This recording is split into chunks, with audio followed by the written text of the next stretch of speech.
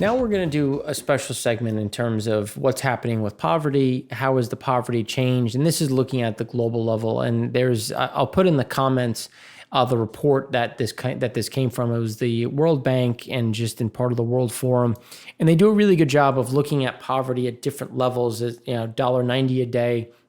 I think it's $1.90, $3.20, and $5.60. Kind of looking at how people are able to finance what's happening in the world. And this is the overarching problem, because if you think about how much progress we've made in terms of reducing overall poverty limits, and again, poverty is obviously regionally described in terms of cost of living. This is why we've done so much work, probably to ad nauseum on your side, in terms of what is happening in grain prices, what is happening in crop movements, because this is a bigger issue as we go forward, as countries start to become more nationalistic and maybe withhold some of their grains to ensure that they have cheaper prices at home.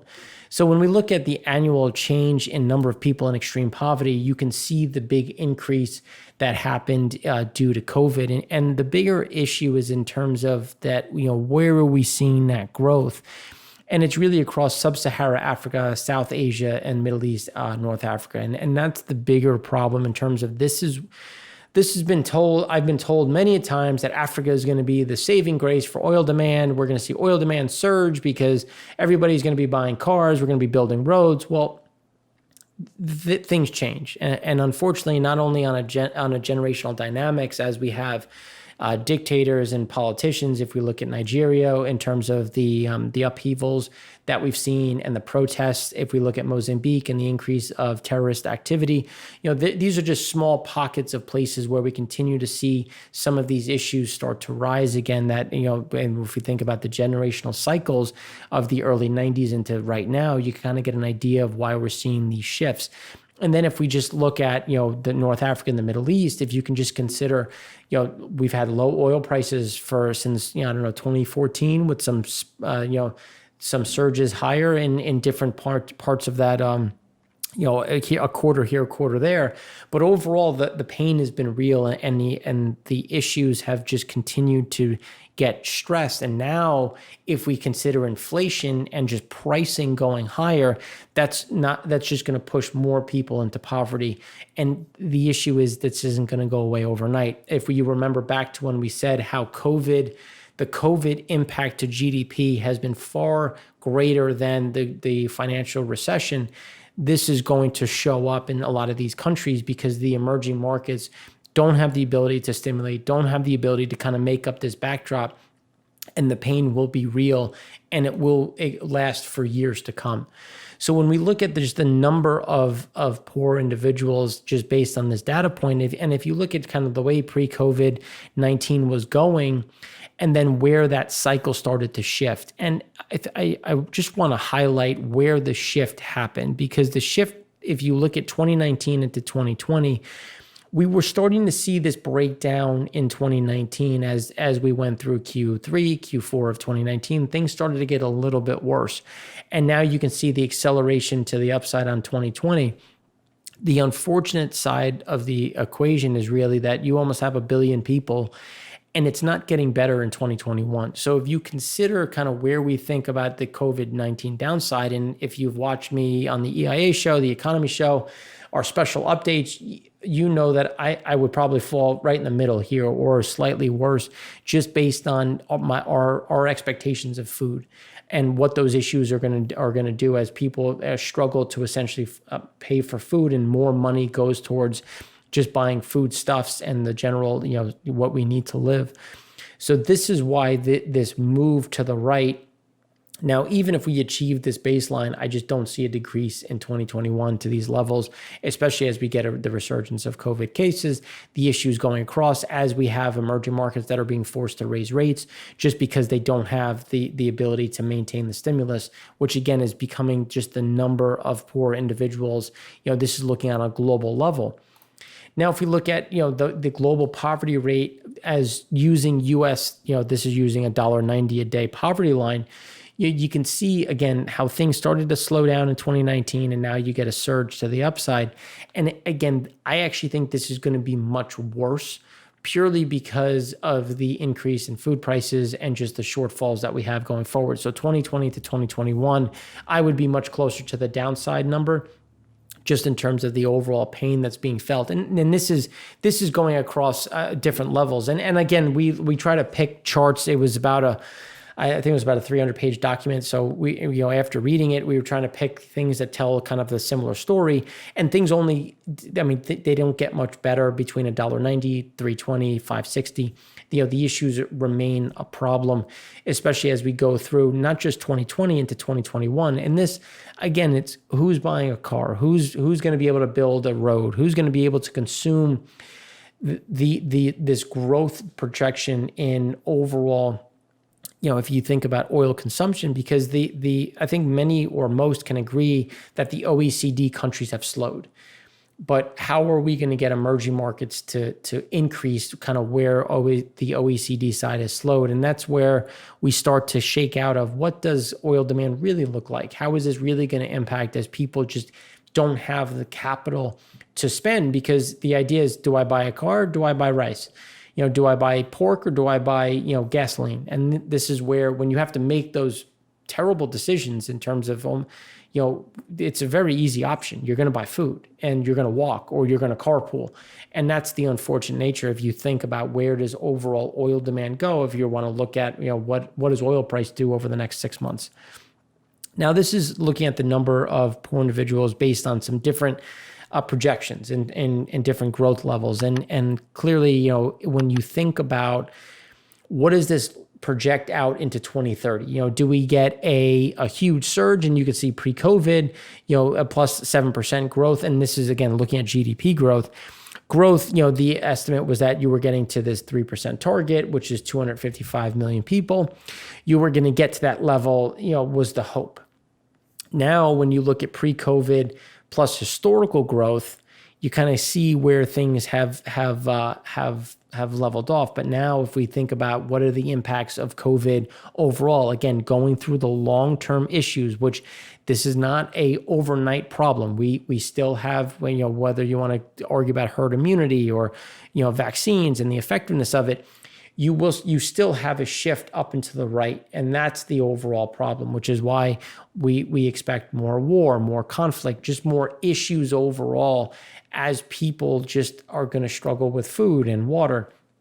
Again, these are big impacts as we go through and think about, what do things look like on a general economic level, and what does economic growth look like? Clearly, there's a lot of negative as we go, not only into 2020, 2022, but even as we project out. And I do agree that there's going to be a much bigger issue as we go forward, which is going to prolong the problems well past not only just 2021, but well into 2030. And this just kind of pulls out. They have a lot of charts like this in terms of, where do we see the poverty rate at what percentage? And you can see that just most of Africa continues to be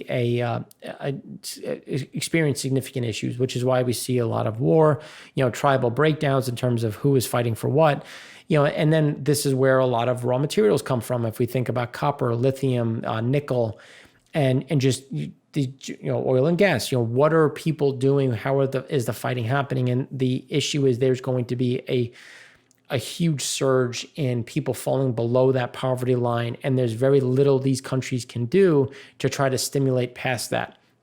Angola has, Nigeria obviously have oil, but oil prices where they are, which is why we continue to argue that it's going to be really difficult for Nigeria to cut flow. And they're not getting price, so they need to get volume because they're trying to bridge this gap and trying to keep people, fed essentially. And then Angola, something very similar. So this is where you continue to see kind of this stress, which is why the trend is up in terms of the amount of people that are falling beneath not only the $1.90 line, but also that let's call it 360. And when we think about the amount of money going towards food, as we've guided, we said that it was going to go from 65 cents for every dollar to about 85 cents for every dollar. And this really kind of fits into where these issues are. And now factor in other issues that you had flooding, you had locusts, you had droughts, you had things that inherently impacted. Even if you were supposed to have a bumper crop or a strong crop, you had some devastation, unfortunately, in the year of 2020, which is just becoming an acronym or a synonym for just essentially biblical plagues. And these are going to be issues that are just not going to go away tomorrow. And that's why when we look at, this kind of looking at the additional pour. So what is the addition? What is the baseline? What is this? Where is the biggest breakdown? And obviously South Asia continues to be a bigger problem. And then obviously coming back to the sub-Sahara Africa, those are going to be two areas that are going to see the biggest downside if we start to look at the fall beneath the poverty line. And the issue is the millions of people that are going to be impacted. And this is where I get into debates with individuals when they were like, oh, well, we're too intelligent for wars, or we're too interconnected to have a war. Well, these people aren't. And even if they were, I mean, if you can't feed your family, as the saying goes, I'm not going to war because I hate the person in front of me. I'm doing it because I love the people behind me. And that's something that I think is lost in terms of, what people will fight over and what that really looks like, which is why we continue to see some of the stress. We continue to be concerned with what does that poverty line look like? Where can things go? And this is why when we look through those generational dynamics and we do, our views of the global GDP and the economic headwinds, this is where it shakes out. And this is why India and China, if we look at the Doklam Plateau in Bhutan, were they going to fight in 2017? Probably not. The economies were going up from 2017, 2018. You had a lot of stimulus. You had a lot of growth. So why am I going to go out and fight when my economy's doing fairly well? Well, now it's 2020, and now we can look at the projections. Now, I don't believe Chinese projections, and we'll go through more on why. But again, there's going to be additional stress, additional strain. People will struggle. People will want someone to blame. And this is a perfect example. And these individuals are going to need a direction, because if you don't give them a common enemy, well, they'll turn on themselves or their local governments, or they'll blame someone. And unfortunately, politicians are very good at manipulating that and redirecting that anger. And this is something to watch, which is as we go through not just the end of this year, but well into 2021, 2022 and beyond. And that's why when we look at again, wrapping up with the conflict side, the share of the global poor population by typology in terms of, high institutional social fragility, medium intensity conflict.